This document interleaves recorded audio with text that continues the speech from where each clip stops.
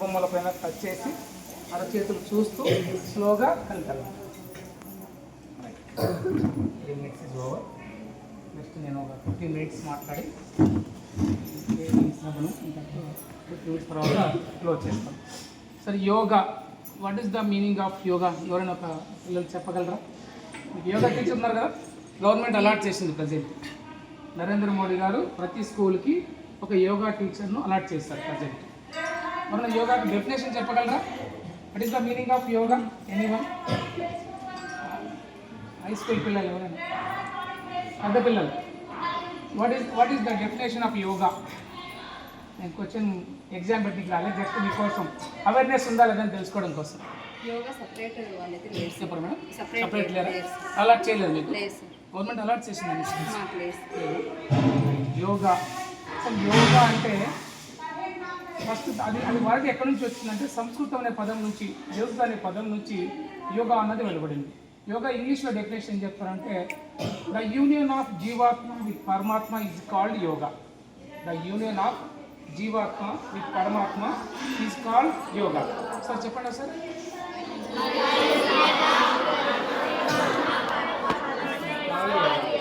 చాలా సింపుల్గా ఈ జీవాత్మ పైన పరమాత్మ, ఈ రెండు ఏకమైపోదు, ఒకటైపోదు, ద్వైతంలో ఉన్నది అద్వైతంలో చూసుకోవాలి. అంటే అన్నీ మనం రెండుగా చూస్తున్నాం, రెండుగా లేవు దృష్టిలో. ఉన్నది ఒకటే సంతోషం, ఉన్నది ఒకటే ఆనందం. దాన్ని ఆనందం బ్రహ్మ అంటారు.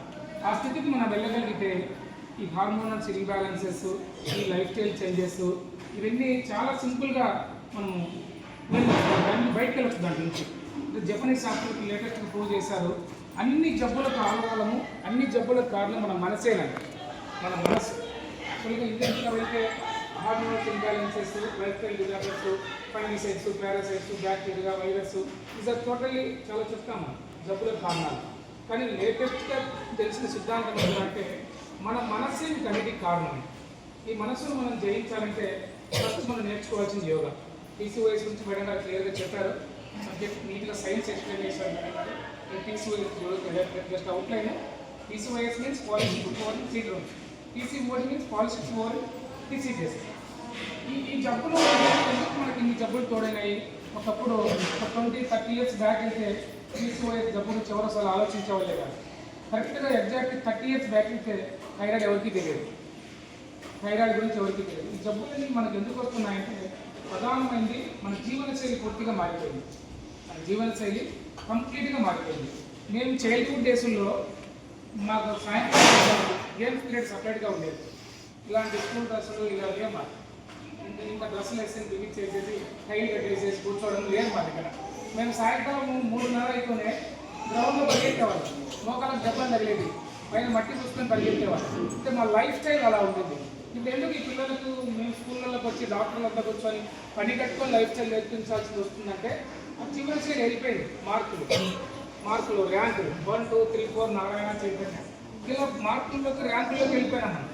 అలా వెళ్ళిపోయి మనం అత్యున్నతమైన జీవన విధానానికి వెళ్ళినామనే భ్రమలో ఉన్నాం. ఇదంతా భ్రమ. అసలు విషయం ఏంటంటే మన ఆరోగ్యం చిత్రం చేసుకుంటున్నాం.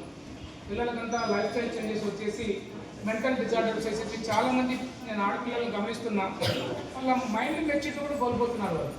వాళ్ళ మానసిక స్థితి కూడా చాలా కోల్పోతుంది. దానికి కారణము లైఫ్ స్టైల్ ఒకటైతే, సెకండ్ హార్మోన్స్ ఇంబ్యాలెన్స్ అయిపోతున్నాయి లైఫ్ స్టైల్ ద్వారా.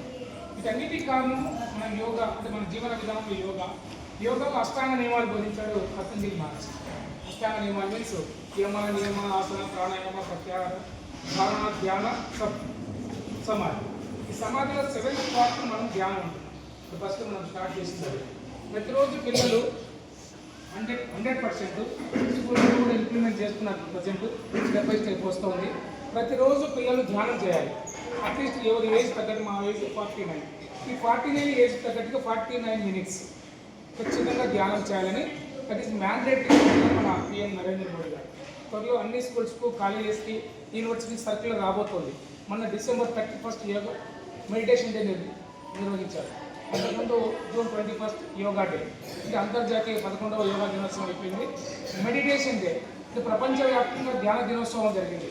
రాబోయే కాలమంతా మనం AI టెక్నాలజీకి అడిక్ట్ పోబోతున్నాం.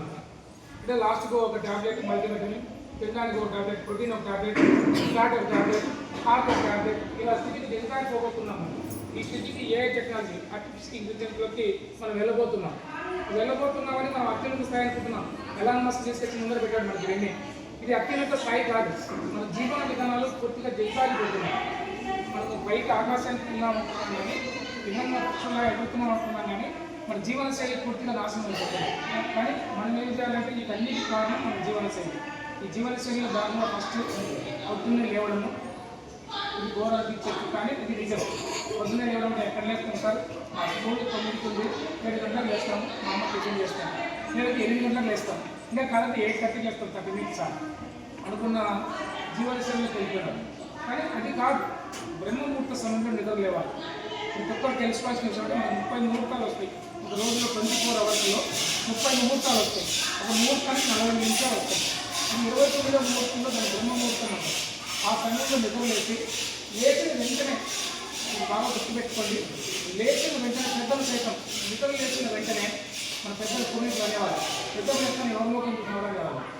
ఇది ట్రూ, ఇది నిజం. నిద్ర లేచిన వెంటనే మీరు ఎవరిలోకం చూడాల్సిన పర్లేదు. మీరు జస్ట్ 2 అరచేతులు రబ్ చేసుకొని మీ వేళ్ళ వైపు మీరు చూసుకొని వెంటనే వేళ్ళు లాక్ చేసేసి ఇంటర్లాక్ చేసేసి అట్లీస్ట్ 10 నిమిషాలు ధ్యానంలో కూర్చోవాలి. అసలు ధ్యానం అంటే ఏంటంటే శ్వాసను గమనించడం. శ్వాస మీద ధ్యాస అని సుభాష్ పత్రి గారు చెప్పారు. ఇటీవల అత్యద్భుతంగా అన్ని ప్రాంతాల్లో పని కట్టుకుని 45 ఏళ్ళు ప్రచారం చేశాడు ఆయన. శ్వాస మీద ధ్యాస. శ్వాసను గమనిస్తూ కూర్చున్నప్పుడు ఆటోమేటిక్గా మన ఆలోచనలు వెళ్ళిపోతాయి. శ్వాసకు, ఆలోచనలకి, మనసుకి కనెక్షన్ ఉంది. మనం ప్రతిరోజు మనకు తెలియకుండా మనము 60,000 ఆలోచనలు చేస్తున్నాం. పెద్దలు సైతం పిల్లలు కూడా యావరేజ్ ఆనంద 60,000 ఆలోచనలు చేస్తున్నాం. ఈ ఆలోచనలకు శ్వాస అది ఇంటర్కనెక్ట్ ఉంది.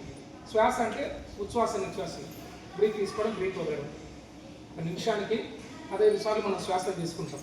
15 into 1 hour అంటే 60 నిమిషాలు అంటే 900 సార్లు శ్వాస తీసుకుంటాం. ఇంటూ 24 hours 21,600 సార్లు మనము శ్వాసలు మనకు తెలియకుండా కూడా మనం తీసుకుంటాం. ఈ శ్వాసల వేగం తగ్గుతూ వస్తే మన ఆయు ప్రమాణం పెరుగుతుంది. తాబేలు ఉంది సృష్టిలో, తాబేలు నిమిషానికి 3 సార్లు మాత్రమే శ్వాస తీసుకుంటుంది. 300 సంవత్సరాలు జీవిస్తుంది. మన ఋషులు, యోగులు ఇదంతా మన జీవన ప్రమాణాన్ని, ఆయు ప్రమాణాన్ని శ్వాసతో లెక్కించారు. ఇన్ని శ్వాసలు తీసుకుంటే ఇంత ఆరోగ్యంగా జీవిస్తారని పెద్దలు మనిషిని చూస్తానే వాళ్ళ శ్వాస గమనం చూస్తూనే వాళ్ళు ఎన్నాళ్ళు జీవిస్తారో చెప్పగలని మహానుభావులు ప్రజెంట్ హిమాలయాల్లో ఉన్నారు. మనిషిని చూస్తూనే వాళ్ళ శ్వాస గమనం చూస్తూనే 1000 ఏళ్ళు జీవిస్తారని. ఈ ధ్యానంలోకి వచ్చినప్పుడు ఏం జరుగుతుందంటే మన శ్వాసలు తగ్గుతూ వస్తాయి. మన శ్వాసను గమనిస్తూ ఉన్నప్పుడు ఆలోచనలు తగ్గుతాయి. ఆలోచనకు శ్వాసకి ఇంటర్లింక్ ఉంది. ఎప్పుడైతే శ్వాసలు ఆలోచనలు తగ్గుతాయో ఆటోమేటిక్గా మనసు శాంతి స్థితికి వెళ్తుంది.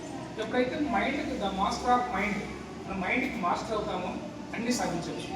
శ్రీకృష్ణ పరమాత్ముడు ఫిజికల్ వెల్త్ గోవర్ధనగిరి ఎత్తాడు. అది ఫిజికల్ పవర్ కాదు, దట్ ఈస్ మెంటల్ పవర్, మానసిక స్థితి.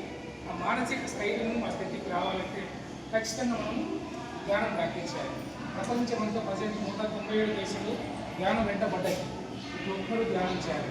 At the same time yoga ఆసనాలు. యోగా అంటే అందరికీ తెలిసిందంటే ఆసనాలు ఒకటే అనుకుంటున్నారు.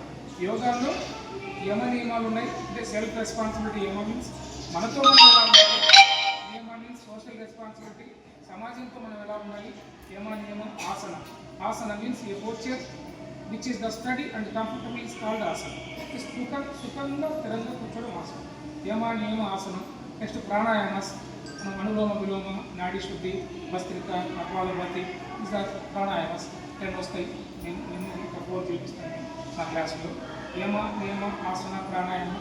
నెక్స్ట్ ప్రత్యాహారం means withdrawal of the senses. మన పంచేంద్రియాలను మనం విత్డ్రావల్ చేసుకోవడం, వెనక్కి తీసుకోవడం. అంటే కంటితో చూడడము, చెవులతో వినడము, నోటితో మాట్లాడము, మనసుతో ఆలోచించడము, చర్మంతో మనం స్ట్రెస్ తెలుసుకోవడము. ఇవన్నీ ఈ సెన్సెస్ అన్ని మనం విత్డ్రావల్ చేసుకోవాలి. ఇది ధ్యానంలో సాధ్యమవుతుంది. నియమ ఆసన, ప్రాణాయామ, ప్రత్యాహార. నెక్స్ట్ ధారణ మీన్స్ కాన్సన్ట్రేషన్. ఒక విషయం పైన శ్రద్ధ వహించాలి. It is concentration. తర్వాత ధ్యాన, మెడిటేషన్, చెప్పిన సబ్జెక్ట్. తర్వాత సమాధి స్థితి. అల్టిమేట్గా మనం సమాధి స్థితిలోకి వెళ్ళిపోతాం. అంటే సవికల్ప సమాధి, నిర్వికల్ప సమాధి. వీరబ్రహ్మేంద్ర స్వామి, రాఘవేంద్ర స్వామి, నోస్ట్రడామస్ వీళ్ళంతా ఆ స్థితికి వెళ్ళారు. మన ఋషులు, యోగులంతా ఆ స్థితిలో ఉంటారు, సమాధి స్థితిలో ఉంటారు. సమాధి స్థితిలో ఉన్నప్పుడు ఏ జబ్బులు ఉండవు మనకి, ఏ ఆహారంతో ఏ నీటితో ఈ ప్రకృతితోనే మనకు అవసరం ఉండదు. ప్రకృతికి అతీతంగా మనం ఈ పంచభూతాలు ఆ స్థితికి వెళ్ళాలి, ఆరోగ్యంగా జీవించాలి అంటే మొదటి యోగా చేయాలి. యోగాలో ఆహార నియమం కూడా వస్తుంది, అనాటమీ ఫిజియాలజీ, హైజీన్ డైటిక్స్ ఇవన్నీ సబ్జెక్ట్ వస్తాయి. మేడం గారు చెప్పారు పీసీవైసీ అనాటమీ చెప్పిన తర్వాత ఫిజియాలజీ చెప్పిన అటు తర్వాత దానికి ఆహారం కూడా ఉండాలి. ప్రజెంట్ మనం తింటున్న ఆహారం ఫుల్ కంటామినేటెడ్. మనకు మన ఆహారంలోకి ఒక ఫుడ్ మాఫియా చొరబడింది. చిన్న పిల్లలకు సైతం బయట కురుకురేలు అమ్మడం మొదలుపెట్టారు. దాదాపు కొన్ని స్కూల్స్లో హెచ్ఎంలు ఎంఈఓ వచ్చి బ్యాన్ చేయించారు. కానీ ఆ కురుకురేలు అవన్నీ తింటే వాటికి శాక్రిన్ అనే ఒక విష పదార్థం కలుపుతున్నారు. శాక్రిన్ ఆ విష పదార్థం కలపడం ద్వారా శాక్రిన్ మిక్సింగ్ ఏంటంటే సాల్ట్, షుగర్స్ ఇవి మిక్స్ చేసేస్తే దానికి అడిక్ట్ అయిపోతారు మనుషులు. చాక్లెట్స్ వీటిని అడిక్ట్ అవుతారు. అడిక్ట్ కావడం ద్వారా ఆటోమేటిక్గా మన పిట్యూటరీ గ్లాండ్ మనకు వర్క్ చేయదు. Central nervous system pituitary gland మనకు పని చేయకపోతే మనకు హార్మోన్స్ రిలీజ్ అవుతుంది. టెస్టోస్టెరాన్, ప్రొజెస్టరాన్, ఈస్ట్రోజన్, చాలా హార్మోన్స్. ఈ హార్మోన్స్ అని రిలీజ్ కావు. అంటే మనకు బయటగా దొరుకుతున్న ఫుడ్స్ అన్ని రెగ్యులర్ ఫుడ్ మాఫియా. బయట ఫుడ్ అవాయిడ్ చేయాలి. ఇన్నాళ్ళు మనకు కరోనా వచ్చింది. కరోనా పీరియడ్లో అందరం మాస్క్ వేసుకున్నాం, శానిటైజర్లు పట్టించుకున్నాం, సోషల్ డిస్టెన్స్ పాటించుకున్నాం. అసలు నేను మాస్క్ గురించి చెప్పాను గవర్నమెంట్ వాళ్ళు కూడా. N95 మాస్క్ వేసుకుంటే కనుక కరోనా ఎవరు నివారించలేకపోయారు. N95 మాస్క్ కాస్ట్ 20,000 రూపాయలు. ఆ మాస్క్ వేసుకున్న కరోనా ఎవరు నివారించలేదు. డాక్టర్లు సైతం కనుక హాస్పిటల్ వేసుకున్నాయినా. కానీ ఈ మాస్క్ మేము చాలా సింపుల్ ఎగ్జాంపుల్ చెప్తున్నాం. రైతులు తెలుసు, చాలా మందికి రైతులు కూడా చెప్తున్నాం. సేద్యం చేసి ఎద్దులకి చికెన్లన్నీ కడతారు, మూతికి కట్టేసేసి సేద్యానికి పంపిస్తారు. ఆ పొలంలో దున్నేంత వరకు దాన్ని ఇంకేం తినదు, కామ్గా ఉంటుంది. ఏం తినకుండా కామ్గా ఉండి పన్నెండు అయిపోయిన తర్వాత అక్కడ నిప్పదీసేస్తే గట్టున వేస్తుంది. అలా నేను చాలామంది చెప్పింది ఏంటంటే మాస్క్ ద్వారా నీకు కరోనా రాకుండా ఆపదు బాబు, నువ్వు అది కట్టుకోవడం ద్వారా ఇంట్లో కట్టుకొని బయటకు వెళ్తే మళ్ళీ బయట నుంచి ఇంటికి వచ్చినప్పుడు ఏం తినకుండా బతకమని. అది మాస్క్ అంటే.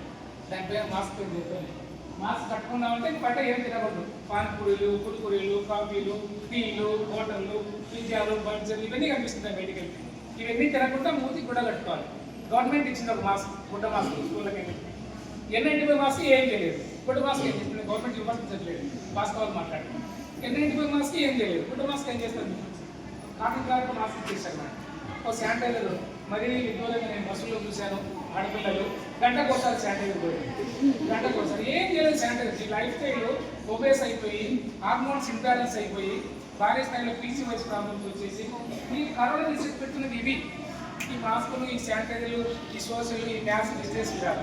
సోషల్ డిస్టెన్స్ అంటే దూరంగా ఉండదు. ఈ మ్యాథ్స్ డిస్టెన్స్, ఈ డిస్టెన్స్ కాదు ముఖ్యంగా. నేను కొన్ని వేల మంది ట్రీట్మెంట్ చేశాను. కరోనా పేషెంట్లను నా భుజం మీద చేసుకున్నాను, నా శవాలను ఒక భుజం మీద చేసుకున్నాను. గవర్నమెంట్ హాస్పిటల్లో తిరిగాను. చాలా మంది డాక్టర్లు మాస్క్ వేసుకోలేదు. కలెక్టర్ గంధం చంద్రుడు అడిగాను నన్ను పిలిపించి. అప్పుడు కలెక్టర్ నాకు గంధం చంద్రుడు, సార్ మాస్క్ వేసుకోలేదు సార్. మాస్క్ ఏం చేస్తారు సార్ అని అడిగాను. మా ఇద్దరి మధ్య ఒక 10 నిమిషాలు డిస్కషన్ జరిగింది. అంటే నేను ఎక్కడ ఇన్ఫెక్ట్ కాలే, కాబట్టి కొన్ని వందల వేల మందిని ట్రీట్మెంట్ చేసాం. Yoga and diet and also meditation. అంటే ఫుడ్, అద్భుతమైన ఫుడ్. అప్పుడు మనకు తెలిసే ఉంటుంది, తెలంగాణలో కేసీఆర్, మన ముఖ్యమంత్రి కేసీఆర్ వాళ్ళ కొడుకు కేటీఆర్ చికెన్లు తిని చూపించారు బయటికి వెళ్ళి. అంటే ప్రోటీన్ తీసుకోవాలని. ప్రోటీన్ డెఫిషియన్సీ వచ్చింది మనకి. మనం తెల్లారికి పేస్ట్తో మొదలుకొని కాఫీలు, టీలు, టిఫిన్లో ఉగ్గాని, పొడి, వడ, దోశ, హోటల్ కార్బోహైడ్రేట్. మధ్యాహ్నం రైస్, వైట్ రైస్, తెల్లటి మల్లెపూలు లాగా ఉండాలి. మల్లెపూలు రైస్ కాకపోతే మనకు మనసు ఒప్పదు. But total carbohydrate. అందులో ఫైబర్ 0 అయిపోయింది. Last fibre less. సూక్ష్మ స్థూల పోషకాలన్నీ మనం ఆవులు ఉపయోగించాలి తౌడు రూపేనా. ఇప్పుడు ఈ మధ్య కారణమల్లి గారు వచ్చి ఇటీవల బయలుదేరి, ఆయన గొప్ప వ్యక్తి, నేను విమర్శించట్లేదు. ఆయన తౌడు జ్యూస్ తాగమని చెప్తున్నాడు. లాస్ట్ అంటే బరగొండలో మూసిగారు చూసుకుని మనం తాగేస్తున్నాం. అంటే తౌడు చేసుకుని ఆ జ్యూస్ తయారు చేసుకుని తాగబడుతున్నారు. హై ఫైబర్ ఉండే రైస్లో ఉన్న ఫైబర్ అంతా కొట్టేసేసేసి అది ఎత్తులకు వేసి బాగా బ్రహ్మాండంగా హాయిగా బతుకుతూ ఉంటే ఇప్పుడు వాడి నోటికాడ ఫుడ్ మనం తీసుకొని తింటున్నాం. లాస్ట్ తాగుతున్నాం తౌడు జ్యూస్. అంటే నేనేం చెప్పానంటే సింగిల్ పాలిస్ రైస్ తినాలి. ఈ మల్లెపూలు లాంటి రైసింగ్ కాదు, సింగిల్ పాలిస్. ఇంకా కాస్త ముందుకు వెళ్తే మిల్లెట్స్. కాకరోల్ గారు కూడా చెప్పారు, the millet man of the year 2023లో మన కేంద్ర మినిస్టర్ నిర్మలా సీతారామన్ గారు ఆయనకు అవార్డు ఇచ్చారు. మన పద్మశ్రీ అవార్డు కూడా వచ్చినాయి. అయితే మిల్లెట్స్ ఆయన 5 పాజిటివ్, 5 న్యూట్రల్, 2 నెగిటివ్ తీసుకున్నాడు. దాంట్లో రీసెర్చ్ చేసి ఆయన PhD చేసి ఆ తర్వాత ఆయనకు పద్మశ్రీ వచ్చింది. 5 పాజిటివ్ అంటే 5 మంచి ధాన్యాలు, దాని సిరి ధాన్యాలకు పేరు పెట్టాడు. సిరి ధాన్యాలు అంటే కొర్రలు, ఆలికలు, సామెలు, బూదలు, అండుకలు. These are 5 positive grains. 5 neutral grains. రాగులు, సజ్జలు, ఒరికలు, జొన్నలు, మొక్కజొన్నలు. These are 5 neutral grains. 2 negative grains. Negative అంటే నష్టదాయక ధాన్యాలు. ఆ 2నే మనం కంటిన్యూగా తింటున్నాం. ఆ 2 ఏంటంటే 1 రైస్, 2 వీట్.